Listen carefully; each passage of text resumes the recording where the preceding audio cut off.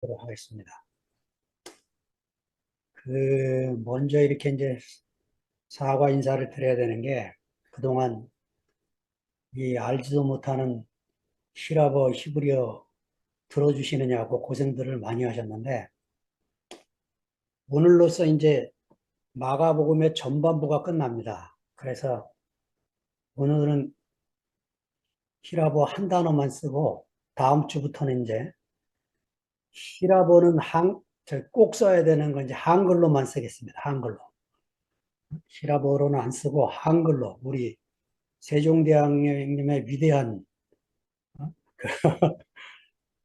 한글을 이용해서 한글로만 쓰고 할 수 있으면 어려운 거는 이제 피하고 상근 형제처럼 이제 좀 쉽게 후반부를 나가는 것으로 그렇게 하겠습니다. 예, 저기 전반기까지 이렇게 잘 따라와 주셔서 감사드리고 다음 주와 그 다음 주 두 주를 제가 쉬려고 합니다. 대신 상도 형제가 화요 모임 두 주를 예, 담당해 줄 테니까 뭐 시간 되시면 들어오시고 저도 특별한 일이 없으면 예, 화답하러 들어오도록 노력을 하겠습니다.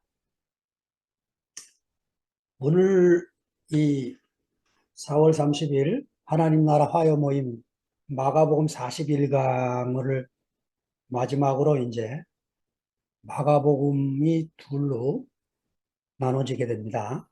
전반부가 끝나고 2주 뒤에 그러니까 5월 17일쯤 21일쯤 5월 21일쯤 후반부가 이제 시작이 됩니다.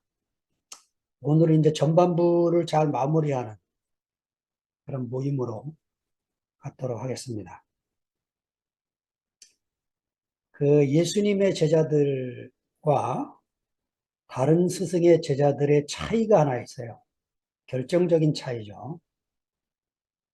예수님의 제자들은 스승과 특별한 관계를 맺고 있는데, 공자님의 제자들을 생각을 해보면, 공자님은 제자들한테 이 배움의 중요성, 공부의 중요성을 굉장히 생각을 하고, 논어의 첫 절에 보면 이렇게 돼 있죠. 학이 시습지 불력 열화.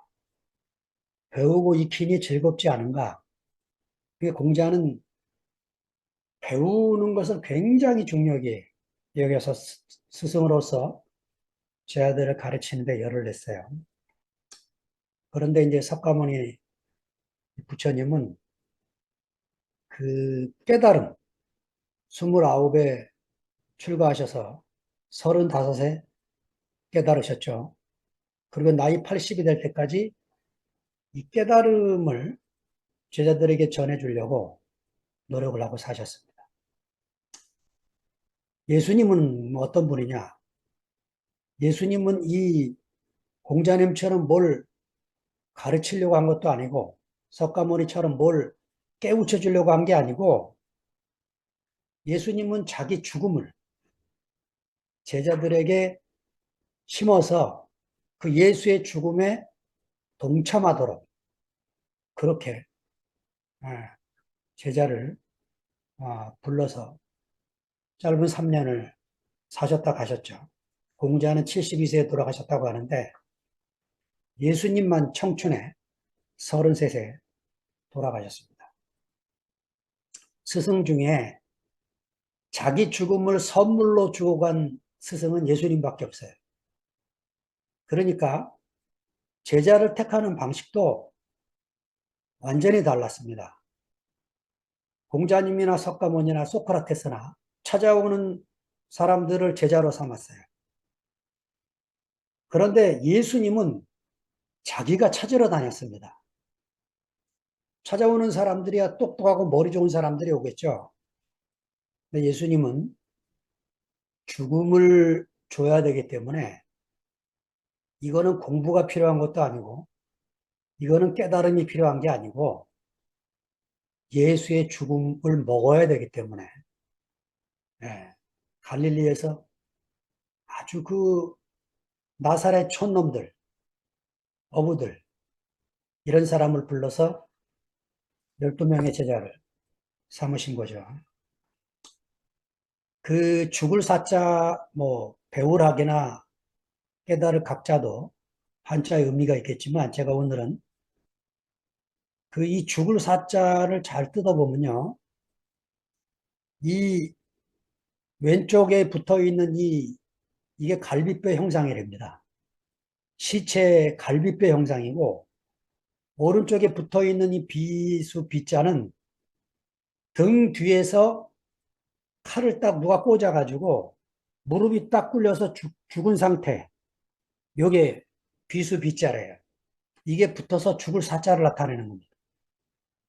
그러니까 예수님이 십자가의 죽음 얘기를 계속하신 것은 우리가 그의 죽음 안에 동참이 돼서 그의 죽음을 살아내는 것이 주님을 따라가는 것은 전부이기 때문에 제자들이 이렇게 헷갈릴 수밖에 없는 거죠. 자, 오늘 벳세다의 소경을 고치신 마가복음 8장 22절 26절을 제가 읽도록 하겠습니다. 벳세다의 이름에 사람들이 소경 하나를 데리고 예수께 나와 손 대시기를 구하거늘 예수께서 소경의 손을 붙드시고 마을 밖으로 데리고 나가사 눈에 침을 뱉으시며 그에게 안수하시고 무엇이 보이느냐 물으시니 우러러보며 가로되 사람들이 보이나이다. 나무 같은 것들이 걸어가는 것들을 보나이다. 하거늘 이에 그 눈에 다시 안수하심에 저가 주목하여 보더니 나아서 만물을 밝히 보는지라. 예수께서 그 사람을 집으로 보내시며 가라사대 마을에도 들어가지 말라 하시니라. 자, 지금 오랜 시간 예수님과 함께 지내고 있지만 제자들은요, 예수님이 누구신지, 무엇을 하시려는지, 왜 자기를 불러갖고 이렇게 끌고 다니시는지 전혀 좀 알지 못하고 있습니다. 자, 오늘 본문까지 제자들의 그 실패는 두 번의 급식 이종을 통해서 완전히 드러났어요. 그 마가복음 6장과 8장에 두 번의 급식이 나오는데 6장에 유대인에게 베풀었던 오병이어의 기적, 8장에 이방인들에게 베풀었던 칠병이어의 기적, 그들이 예수님이 베푸시는 그 이적을 보면서도 예수님이 누구인지 알지를 못하고 떡만 먹고 배불러 버린 이 상태에 예수님이 결정적인 말씀을 하셨는데 바리새인과 헤롯의 누룩에 주의하라 이 말씀을 하시는 바람에 제자들이 아차 싶었던 거죠. 네. 아, 떡을 안 가져왔구나. 마가는 신기하게도 떡 한 개만 갖고 왔다고 썼어요. 네. 그게 바로 요한이 내가 그 생명의 떡이라고 풀게 된 실말이었죠. 아, 그 떡이 예수 자신이었구나. 이걸 저도 비로소 알게 됐습니다. 여러분과 함께 이 말씀을 나누지 않았으면 저도 깜깜이가 될 뻔했어요. 예수님께서 이제 앞으로 십자가로 가시면 가실수록 제자들의 누룩이 더욱 드러나서 예, 자기로서는 주님을 알 길이 없는 이 상태 후반부에 빠지게 되는 것을 보게 될 것입니다.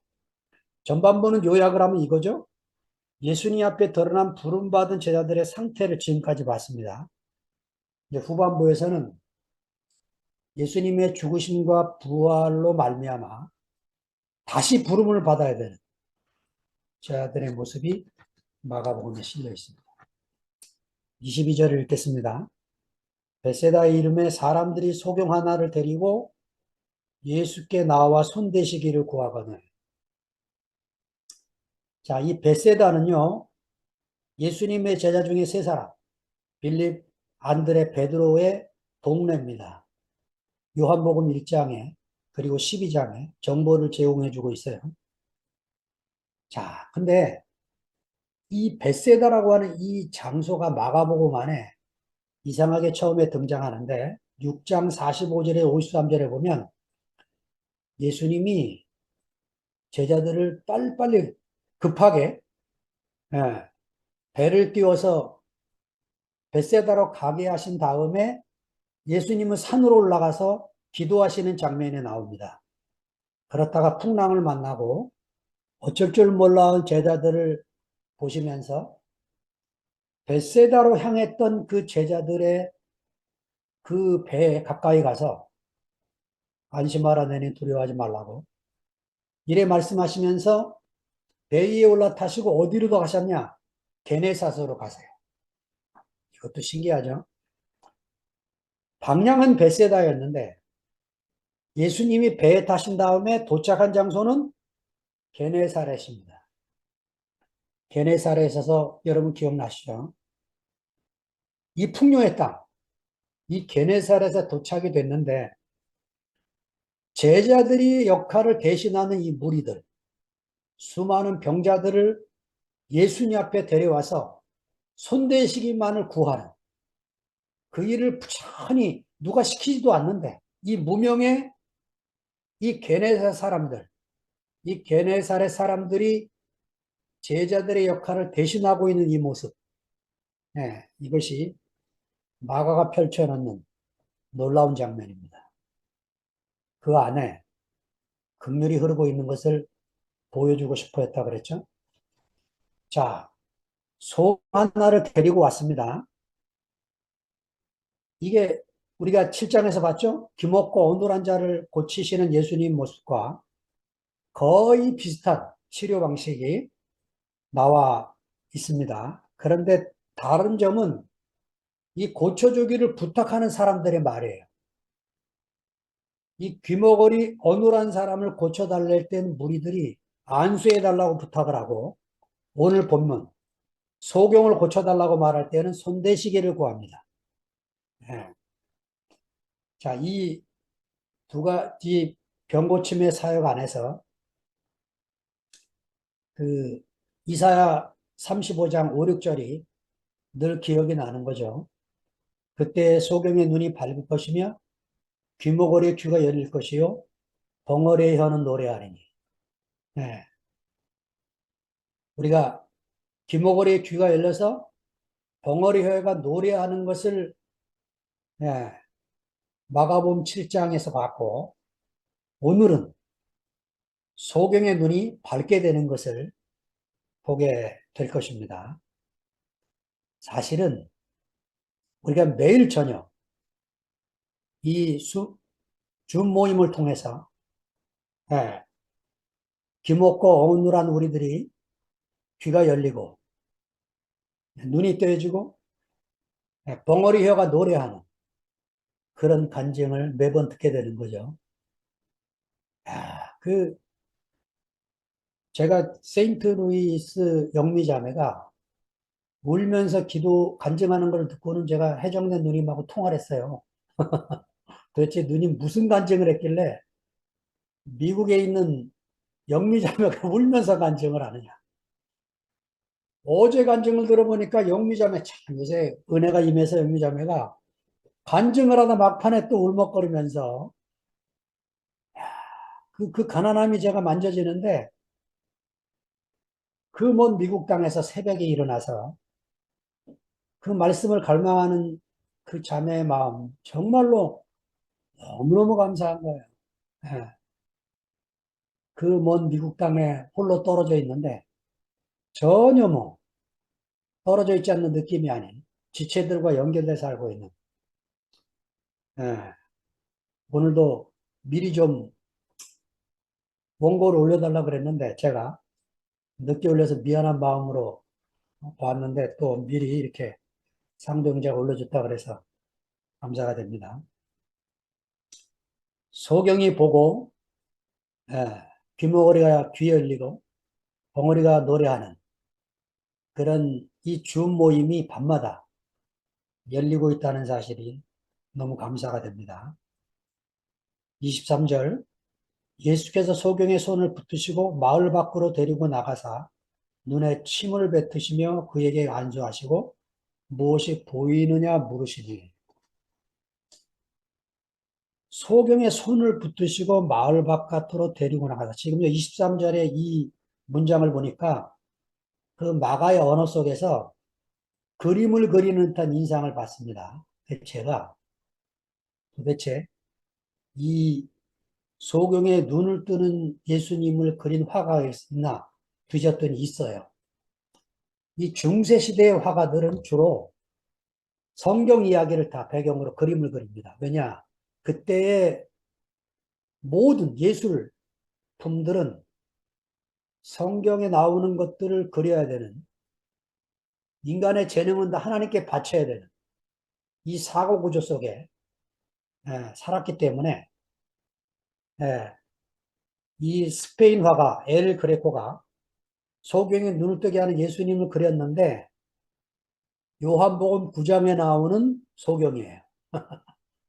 여러분 요한복음 9장에 나오는 소경은 정말 그림을 그릴 만한 충동을 일으키게 하는 이야기입니다. 그런데 오늘 마가복음 8장에 나오는 이 소경은 이 소경을 대상으로 그림을 그린 화가가 없는 것 같아요. 근데 저는 왜 이 그림이 소중하냐? 오늘 비로소 이 이야기가 제 이야기로 다가왔어요. 예. 오늘 본문이에요. 그 귀머거리요 벙어리가 된 그 환자를 고칠 때는 예수님이 침을 묻혀서 그 벙어리의 혀를 꺼내서 침을 발라줬다고 기록이 돼요. 근데 오늘 이 환자는요, 눈에 침을 뱉었습니다. 침을 바른 게 아니에요. 예수님이 눈에다가 침을 퇴하고 뱉은 거예요. 왜 그랬을까? 이야, 저는요, 오늘 본문을 읽으면서, 아, 제가 교회 생활 안에서 겪었던 과정이 예수님이 제 얼굴에 침을 뱉는 일이었구나 하는 걸 비로소 알게 됐어요. 이야, 얼마나 제 얼굴에 침을 뱉어준 형제들이 감사했는지 오늘 비로소 정말 감사한 본문이었습니다. 그 교황 프란치스코 교황께서 몇 년 전에 이 충청도 해미를 다녀가셨는데 홍성 바로 옆에 있습니다. 이 프란치스코 교황이 이런 글을 쓴 게 있어요. 부끄러움의 은총, The Grace of Shame, 수치의 은총이라는 얘기를 합니다. 교황께서 무슨 과정을 거쳤는지 자세히 안 나왔는데 저는 그분의 그 글을 읽으면서 아, 그렇구나. 내가 이 수치의 은총, 이 부끄러움의 은총을 하나님이 주시기 위해서 그 모든 과정을 겪게 하셨구나. 주님이 형제들을 통해서 내 얼굴에 침을 뱉게 하셨구나. 야, 이 요한복음 8장 이 이야기는 제 이야기입니다. 얼마나 감사한지. 비로소 제가 이 사건을 통해서 눈을 뜨게 됐구나 하는 거를 오늘 본문을 통해서 비로소 알게 됐는데요. 그 눈에 침을 뱉으며 안수하시는 이 방석이 그들의 기대와는 다른 방식으로 일하시는데 지금 이 사람들이 이 소경을 데리고 와서 요청했던 방식은 손을 대시기를 원한 거죠, 그들이. 그런데 예수님은 침을 뱉는 방식으로 고치신 거예요. 그러니까 아예 우리는 예수님 앞에 갈 때 뭘 기대하지 않는 게 좋은 것 같아요. 왜냐?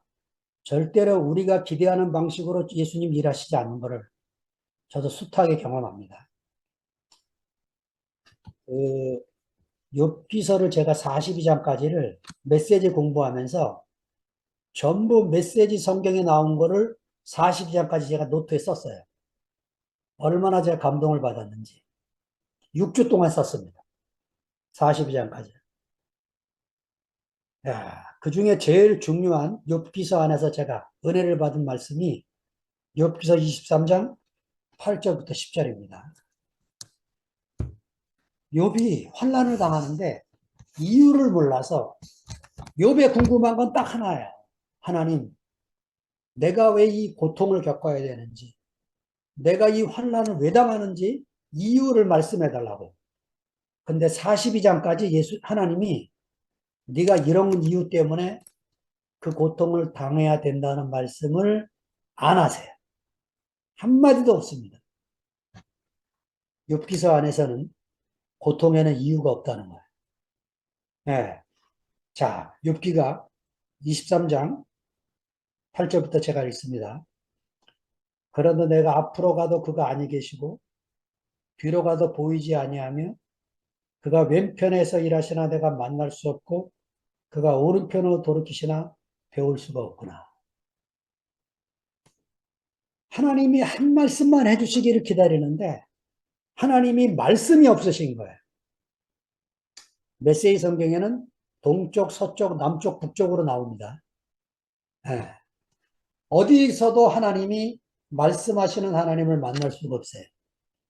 근데 신기한 거는 10절입니다. 이건 개혁 성경으로 읽어야 맛이 나는 것 같아요. 개혁에 이렇게 썼습니다. 나의 가는 길은 오직 그가 아시나니.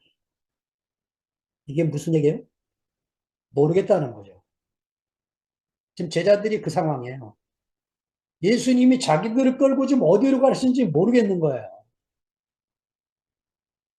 이 예수님이 누군지, 자기들을 왜 불렀는지, 어디로 가시는지 알 수가 없는 거죠. 욥이 딱 그 상황입니다. 이 환란이 왜 자기에게 오는지. 10절에 나의 가는 길은 오직 그가 아시나니 그가 나를 단련하신 후에는 내가 정금같이 나오리라. 이 정금, 하나님의 성품, 이거를 이식시키기 위해서 예, 저는 예, 시편 8편의 말씀이나 시편 14편 3절이나 욥기 23장 이 10절은 신약으로 넘어가게 되는 구절이라고 얘기해요. 예, 우리가 그리스도 안에서 하나님의 성품이 우리에게 이식되는 게 뭐냐? 십자가에 죽으신 예수님의 그 죽음을 먹을 때 우리가 정금같이 하나님께 나아가게 되어지는 거죠. 늘 생명이 어릴 때에는 하나님이 내 편이 되주기를 늘 간구하지만 욥은 이 자리에서 비로소 자기가 하나님 편이 되는 생명이 성숙하고 하나님과 연합이 되면 이제는 내가 하나님 편이 돼서 하나님을 변호하고 하나님 말씀을 내가 대신하는 하나님 마음을 내가 대신 표현해주는 이 자리로 가게 되어지는 거죠. 자, 눈에 침을 뱉으며 안수하신 이유가 바로 그런 뜻이라는 거죠. 무엇이 보이느냐? 예수님이 병 고치는 사역을 하시면서 이런 질문은 여기밖에 없어요. 처음입니다. 이 질문은 병 고치는 효과에 대한 질문이 아니고 마가가 독자들로 하여금 질병 치유 이상의 무엇을 알게 하기 위해서 던지는 질문입니다. 무엇이 보이느냐? 네. 그런데 사실은요. 마가복음 7장 31절부터 37절도 마태와 누가가 안 썼듯이 이 본문도 마태와 누가가 안 씁니다. 왜냐? 10장에 가면 마지막 부분에 소경이 또 나와요. 10장의 소경은 예수님을 따라갑니다. 이 소경은 예수님을 따라가지 않고 집으로 보내요. 근데 이상한 단서를 붙여서 집으로 보냅니다. 마태와 누가는 이 본문을 알 길이 없어서 또 안 쓴 거죠. 야, 이제 신기해요. 하나님이 어떻게 제가 마가의 마음을 이렇게 은혜를 주셔서 순전한 그 하나님의 은총으로 제가 마가의 마음을 만지게 돼서 이 본문이 보이는지요. 네, 읽어가겠습니다. 우러러보며 가로되 사람들이 보이나이다. 나무 같은 것들이 걸어가는 것을 보나이다 하거늘. 나무 같은 것, 그러니까 처음에 눈을 떴는데 희미하게 보이는 거죠.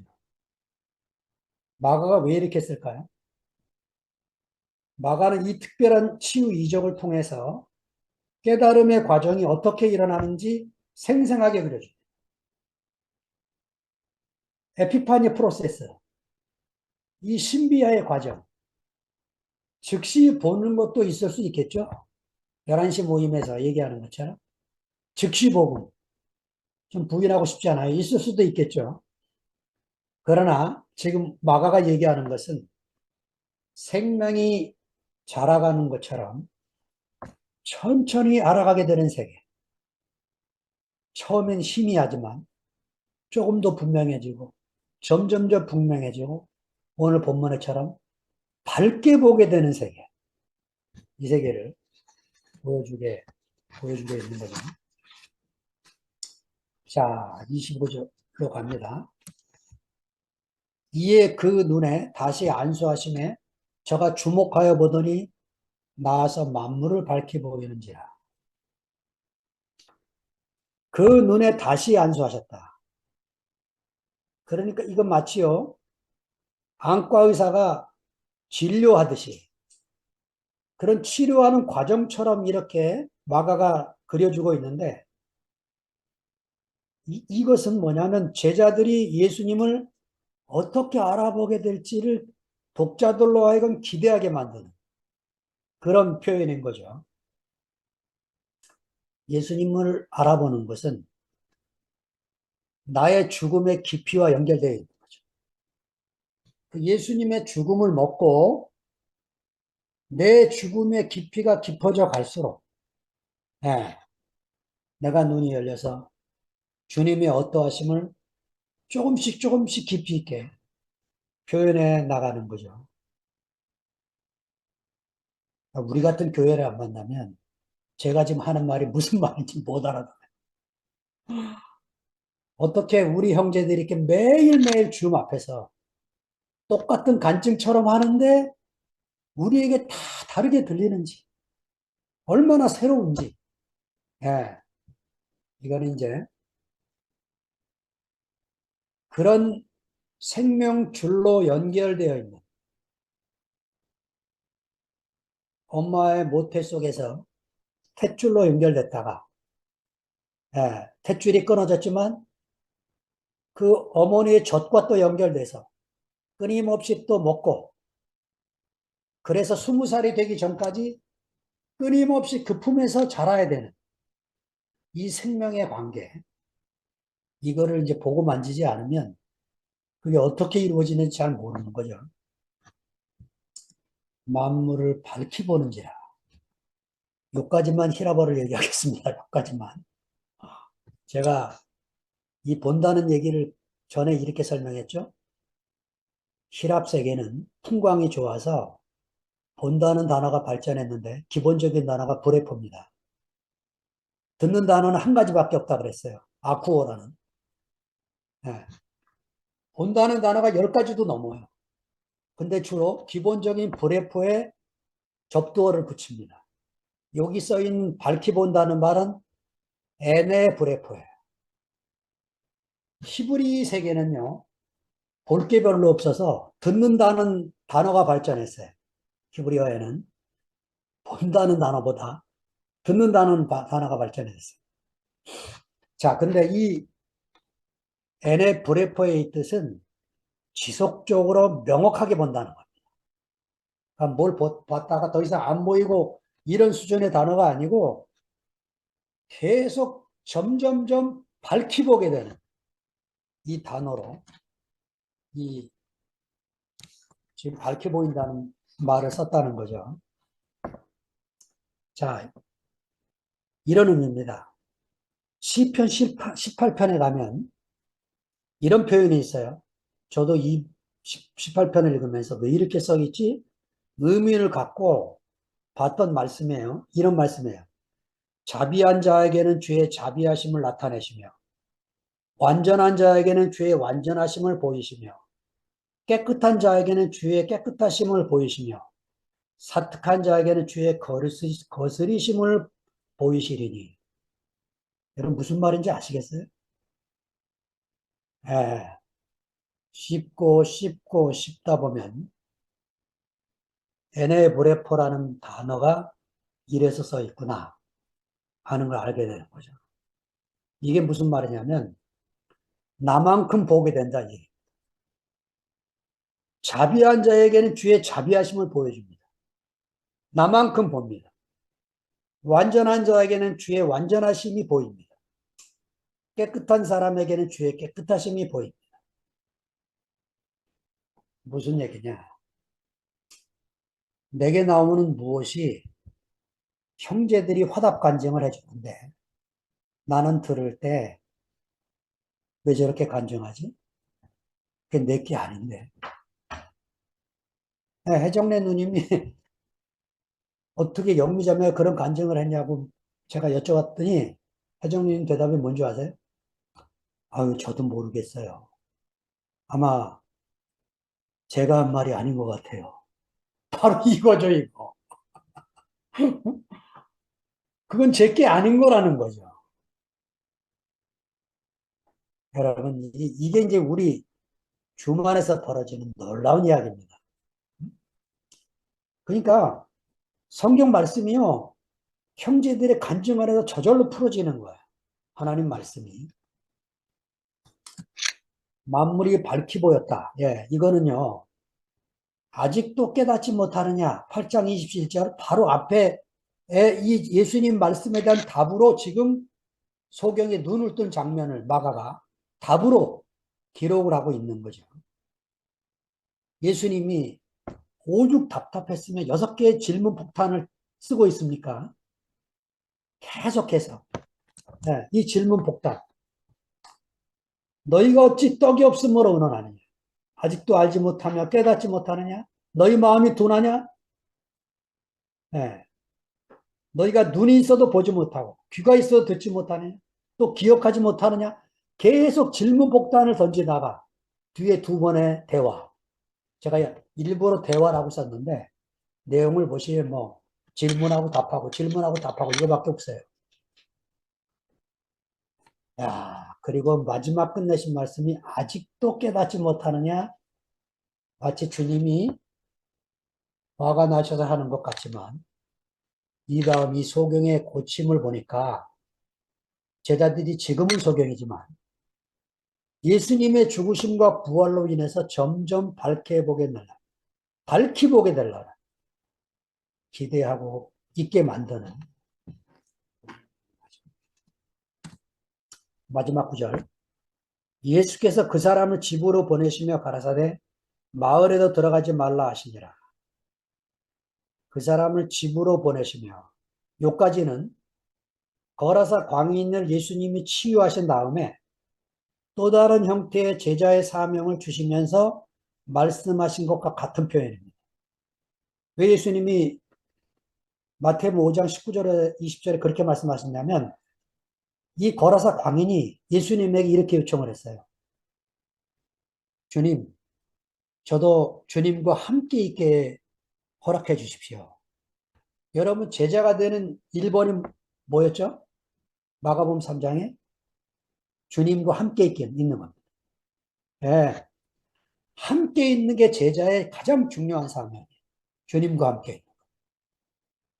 그거를 요청했는데 이 거라사 광인에게 예수님이 집으로 돌아가라는 거예요. 그래서 주께서 내게 어떻게 큰 일을 행하사 너를 불쌍히 여기신 것을 내 친속에게 고하라.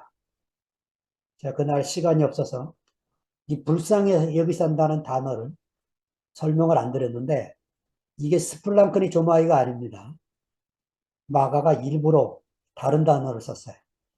나중에 뒤에 나오면 제가 나누겠는데, 그러니까 히라버를 쓸 때 마가가 그냥 쓴 게 아니에요. 우리 말처럼 히라버도 단어마다 감정의 깊이가 다릅니다. 이래서 우리 한글의 위대함이 있는 거죠. 이 정서적인 깊이가 다르기 때문에 우리는 형용사가 굉장히 발달한 언어입니다. 한글은. 네, 그래서 번역을 못해요. 영어로. 눈이 내린다. 번역이 되죠. 소복소복 내린다. 번역이 안 돼요. 소복소복 영어 단어에 없습니다. 이제 이렇게 히라버들이 기록이 되어 있는 거죠. 자, 그런데 다음 표현 때문에 마가복 5장의 그 말씀이 아닌 거예요. 집으로 보내시며 가라사대 마을에 들어가지 말라 했으면 제가 그렇지 마을이 뭔가 좀 뭐가 있나 보다 했는데 우리말 성경의 맛이 이런 거죠. 1962년판 개역 성경 마을에도 들어가지 말라. 어? 마을에도? 그럼 어디도 가지 말라는 거지? 하고 찾아보니까 표준 세번역과 회복역에 각주에 써 있는 겁니다. 각주에. 이거 왜 각주로 써놨냐? 바티칸 사본에 써 있는 거예요. 마을 안에 있는 어느 누구에도 말을 하지 말라. 그러니까 마을에도 들어가지 말라. 마을 안에 있는 어느 누구에도 말. 이게 무슨 말이냐면 마을에도 들어가지 말고 혹시 안 들어갔는데도 그 마을 안에 있는 어떤 사람을 만나면 말을 섞지 말아라 이 소리예요. 왜 이렇게 심하게 말씀하실까요? 자, 이 베세다라는 마을을 찾아보니까 학자들이요. 이 분봉한 헤롯 빌립이 건설을 했는데 이 건설한 도시를 축하해 주기 위해서 가이사 아구스도, 시저 아우구스투스, 옥타비아누스죠. 이 시저 아우구스투스가 자기 딸의 이름을 붙여줬어요. 줄리아라고 하는 이름으로 이 베세다라는 이름을 붙여줬어요. 이렇게 왜 붙여줬겠어요? 유명한 도시가 된 겁니다.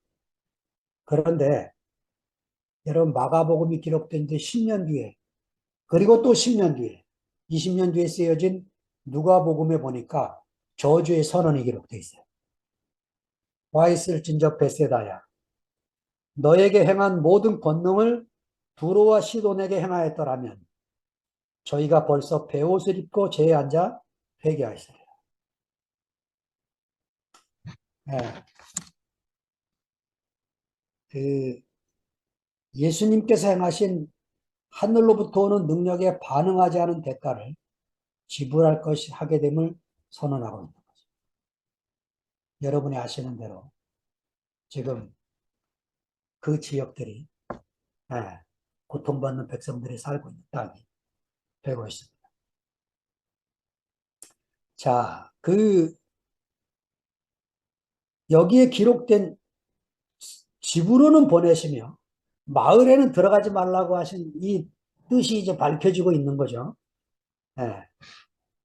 여기 집으로 가라는 말은 새로운 눈뜬 세계를 말하는 거고 마을로 들어가지 말고 말도 섞지 말라고 한 것은 소경이었던 옛세계를 말하는 거죠. 눈을 뜬 사람은 옛세계로 돌아가서도 안 되고 돌아갈 수도 없다는 얘기죠. 네, 제가 그랬습니다. 제가 이 세계를 만난 뒤에 목사 이름을 내려놓게 된 것은 다시 옛날로 돌아가고 싶지 않고 돌아갈 수도 없기 때문에 목사 이름을 내려놓고 이 세계에 살게 됐죠. 근데 제가 오늘 본문을 보니까 큰일 날 뻔했어요. 제가 본 게 지금 눈을 덜 떠서 희미하게 보고 사람이 나무처럼 걸어가고 있는데 보이나이다. 이걸 보고 있는 거예요. 주님이 오늘 본문 말씀을 준비시키면서 아직 멀었다. 이 소경처럼 밝히 보게 될 때까지 기다려라. 이렇게 말씀하시는 주님을 만났기 때문에 제가 더 겸허히 제가 이 부끄러움의 은총 안에 살아야 되는 사람인 게 확실히 보이게 돼서 오늘까지 제 말씀을 들어주신 여러분들이 계셔서 이런 말씀을 깨닫게 되는 줄 알고 감사를 드립니다. 아멘. 감사합니다.